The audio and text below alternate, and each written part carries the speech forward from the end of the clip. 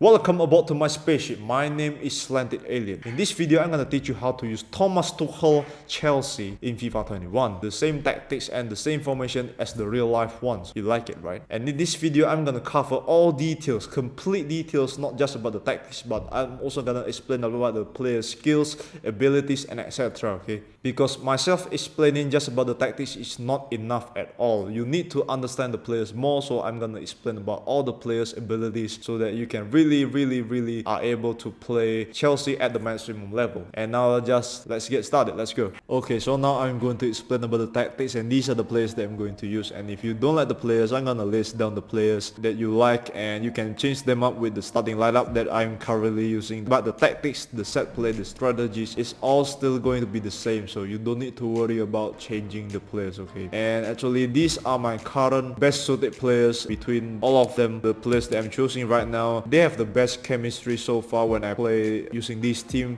These players, about 30 games, 40 games using this Chelsea, Werner, Havertz, Ziyech, and I found that they are able to build a very fast counter attack from the back, and also they are able to do a very fast ball circulation, ball possession very well on the midfield. So I found that these players are the best ones that I'm going to choose for Thomas Tuchel tactics and formation. Okay, there are so many other players, that quality players like Pulisic, Giroud, Kovacic, Mason Mount, Odoi, Chilwell, but these are the players that I found to be very suitable on their chemistry. They have the best chemistry so far that I'm using. 40 games, 30 games I played, yeah, their build-up attacks are very nice. So yeah, I'm going to explain the formation first. 3-4-2-1, okay.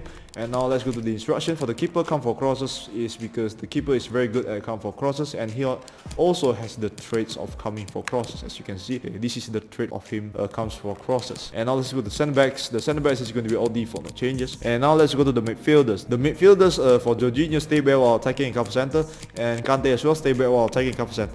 But the way they play, both of them are very different, and I'm going to explain why. I'm going to start with Jorginho first. For Jorginho, he's a deep line playmaker and also defensive midfielder. The way he plays is that he loves to build up attacks from the middle or defensive third. He's one of the best passers on the team. Your main playmakers are Jorginho and Ziyech. Jorginho is pretty good at defending. He has a crucial role as a pivot with Kante. They are, both of them, Jorginho and Kante, they are going to work together as the main bridges during the attacking and defending phases while playing on the pitch. Okay, Jorginho is the best penalty taker on the team, so if you want to take penalties, just use Jorginho. He has about like 90 penalty kicks or something like that, and I really recommend for you to use Jorginho to take a penalty. And I'm going to explain about the instructions. Stay back while attacking. Why did I put the instructions like that? Because he is very comfortable in building up attacks from the back, because he's a deep line playmaker. That's why if you want to build up an attack, you're gonna have Jorginho staying back while controlling the attacking tempo from the back, decide when to attack, decide where to defend. Jorginho is the main player, the first player to build up an attack, so he is the man behind all the attacks that you're gonna conduct in the game when you are using Chelsea, okay, or Kovacic maybe. And also the second thing you want to know about him, Jorginho always gonna neutralize your opponent's counter attacks from the back. For example, when your opponents finally recover the ball from you, and then they are gonna do a counter attack, fast build up attack, so you're gonna have Jorginho to stay back to neutralize those counter attacks, and you're gonna have Kante to stay back while attacking as well, so that you can counter those counter attacks much more easier. And yeah, that's the purpose of it, and that's why I put the instructions stay back while attacking. And now let's go to the defensive position. Cover center is because I want him to focus more on intercepting or defending the opponents on the center. And now let's go to Kante. For Kante, it's going to be stay back while attacking and cover center. Okay, his role is as a defensive midfielder and also as a box-to-box midfielder. And I'm going to explain about how Kante plays. The way he plays is very different. He has ridiculously incredible amount of stamina, so he never easily gets tired. If you want to know about him, just see his stamina. He got 96 stamina. That's crazy. Reaction 91, aggression 90, interception 91. Oh my god. Yes, this is Kante, man. Defensive awareness 89, slide tackle 85, 90 stand tackle.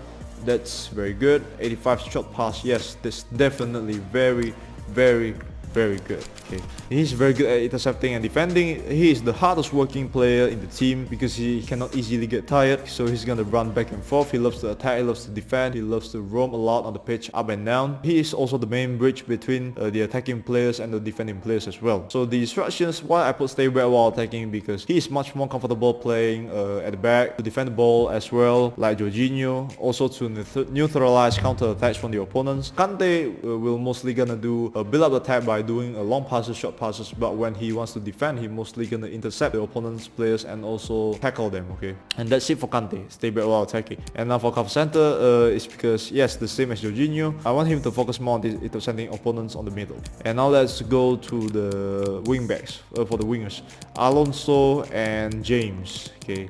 Both of them, the instructions are going to be the same, and also the way they play is going to be the same as well, and I'm going to explain both of them at the same time. For Alonso, come back on defense and stay on edge of box for cross. The same goes to James, come back on defense and stay on edge of box for cross. And I want to explain why. The way they play is that they are very attacking minded, okay? So the way they play, when they get the ball, they will definitely gonna go for an attack. They love to go to the final third to help cross the ball into the box and etc. They also are able to spread the pitch much wider, create attacking spaces for your players on the central of the pitch to have much more freedom in finding attacking chances. So the instruction I put come back on defense is because I want them to help defending on the overlap. For example, when your opponents are attacking on the overlap, I want them to defend, come back and defending the overlap side of the pitch, this area, okay?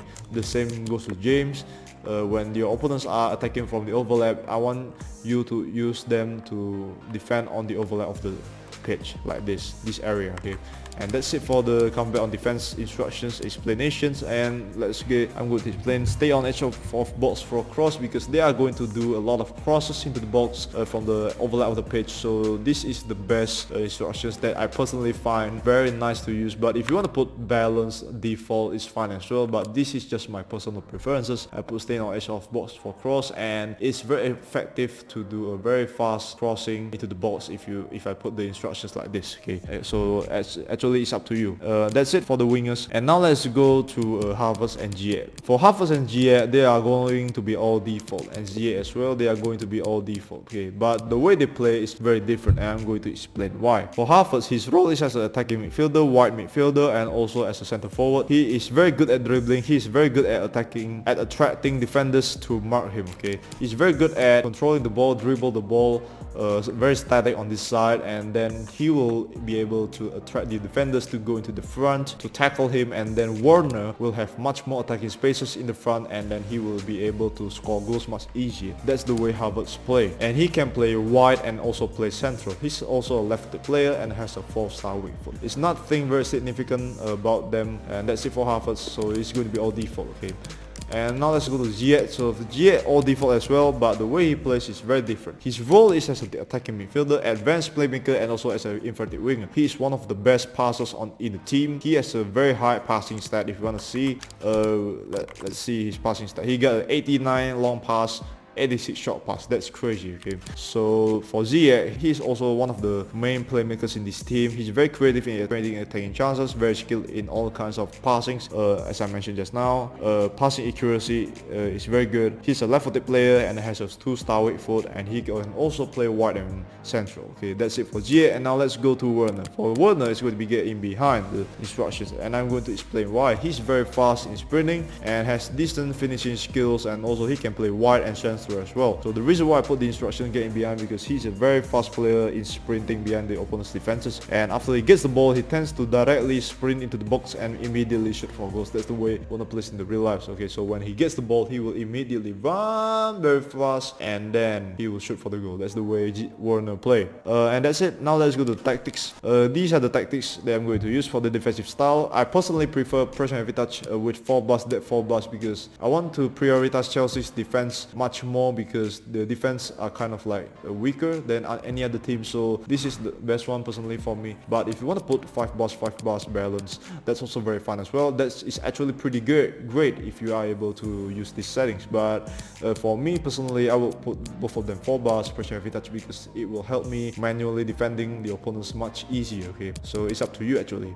And now let's go to the offensive style, balance. Why I put balance? Because Chelsea can do all kinds of offensive style, possession, fast build up, long ball, but they will mostly play fast build up, okay? They primarily play direct attacking football, fast build up attacks. They are also pretty good at playing possession when they are unable to do a fast build up attack. For example, all their opponent's defenders are at the back, so you have no spaces for you to cut into the defense, but so you're gonna play possession football on the middle. And if you want to play using Chelsea, your ball circulation on the pitch must be be very fast, okay, because the way Chelsea plays, they are very fast tempo. So if you want to choose Chelsea, I recommend you to just do 1-2 touch passes, okay, that's the best one, so that the opponents will slowly get the defense breakdown easier. That's it for the offensive style. For the width, 5 bars, that's the most balanced one I personally prefer. And if you want to put 6 bars, I find it's a little bit too wide, but so I'm gonna put 5 bars.